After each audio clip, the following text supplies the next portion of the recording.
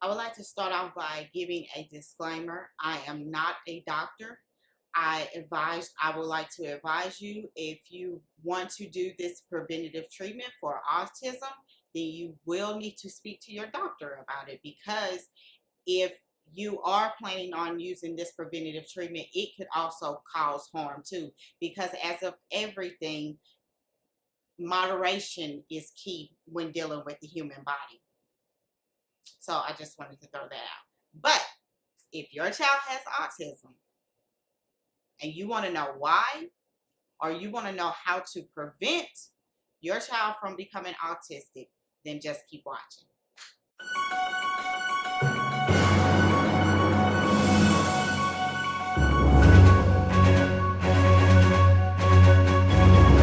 Okay, so autism is a neurodevelopmental disorder that causes impairments in communication and social behavior.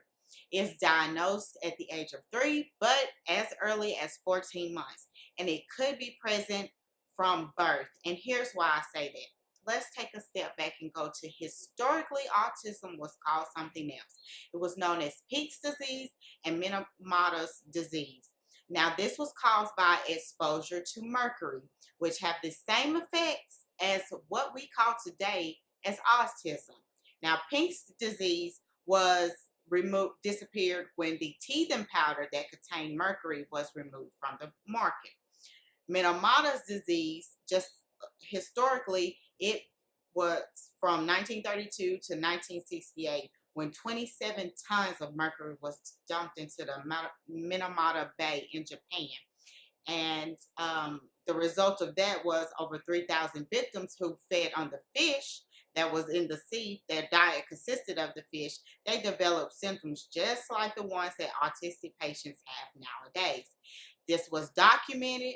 It showed that it did not affect a pregnant woman, but it did affect the children, and they had autistic-like symptoms such as mental retardation and seizures. This showed, Minamata's disease showed that the fetal brain is sensitive to mercury exposure. Okay, so the similarities between autism and mercury, the harmful effects of mercury poison include impaired motor planning, decreased facial recognition, blurred vision, constricted visual fields, insomnia, irritability, tantrums, excitability, social withdrawal, anxiety, difficulty verbalizing, altered taste, impaired short-term memory, slowed reaction time, and difficulty concentrating. So research shows, and I will have this paper listed below, linked below, so you can read more in depth if you would like, that the regression form of autism represents a form of mercury poison. Again, the regressive form of autism represents a form of mercury poison. So, is mercury the sole cause of autism? No. There are many other causes, which includes lead, aluminum, and high zinc copper ratio in your body.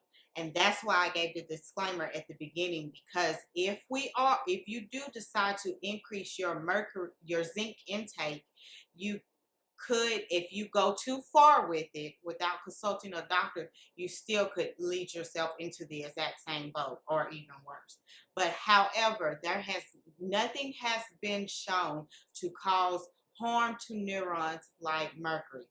So let's talk about vaccines, which, and I want to say this too, I do not believe vaccines are the main cause to autism. Everyone is knocking down vaccines, but I think just keep that thought. It's not 100% the vaccine's fault. Matter of fact, we need vaccines. Many vaccines are needed.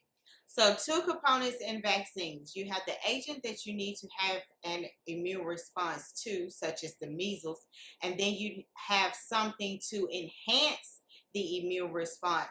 This is where mercury comes in at.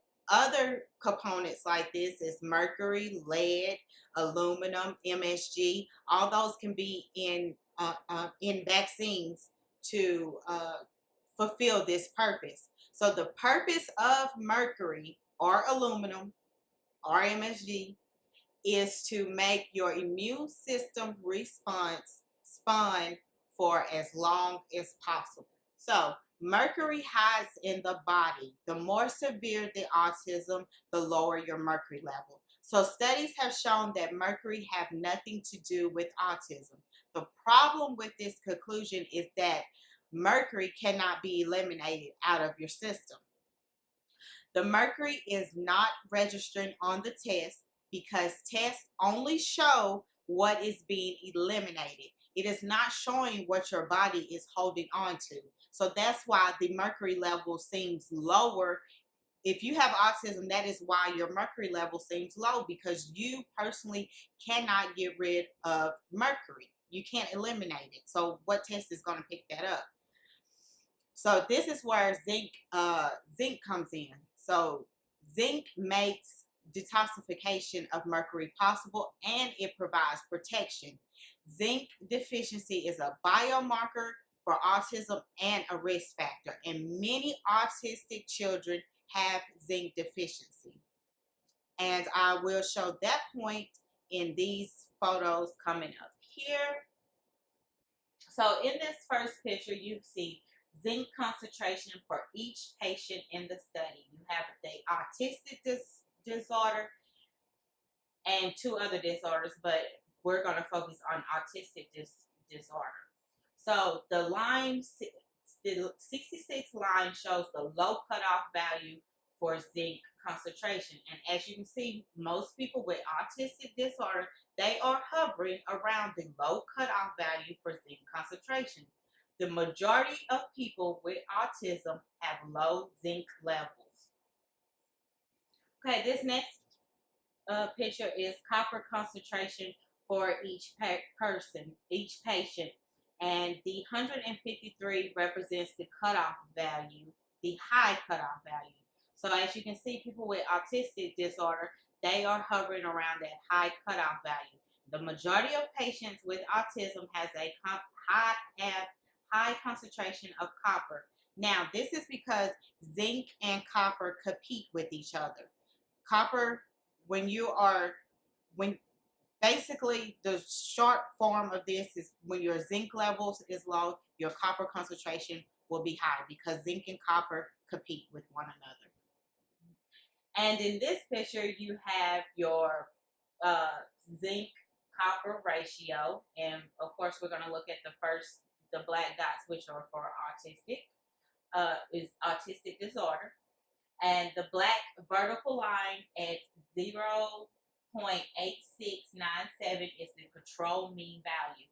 The red line, which is 0.7, represents the cutoff line for significantly low plasma zinc copper ratio.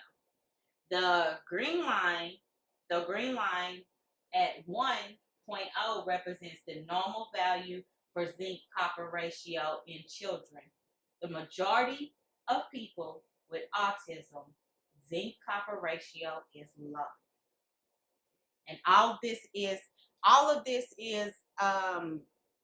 really coming from low zinc level, because zinc affects your copper, which gets that out of whack.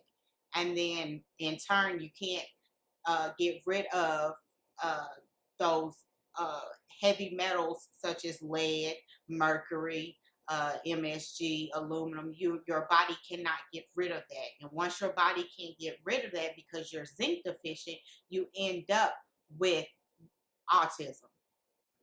So basically, in conclusion, the best way to avoid autism is to increase your zinc intake, but not before you talk to a doctor. And until I have a video up every week, and until next time, peace, love, and happy thoughts. Bye.